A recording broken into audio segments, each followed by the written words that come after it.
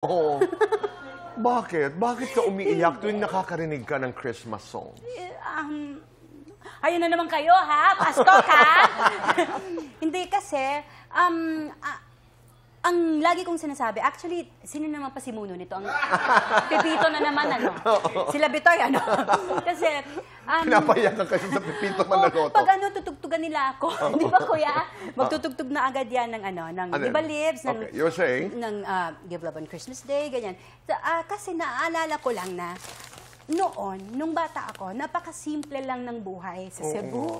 You know, pag magpapasko, mag-church, and then kain lang kayo together. Kaya lang, sa pagdating ng panahon, dami mo na rin ginagawa, hindi mo na minsan maalala yung mga kailangan mong gawin, minsan hindi mo na natutuunan ng pansin. So, ganun lang ba? Parang meron lang melancholic feel yung Pasko para sa akin. Not because sad ako. No, I am very happy at kontento ako sa buhay ko, lalo na sa pamilya ko. Pero yun lang. Yung bang pag nakakarinig ako ng ganun, kahit sa mall kaya ako, kunyari one time, short kwento lang, di nagtitingin ako ng mga ornament. Ganun. Tapos sabi ko dun sa kuya, biglang tumugtog.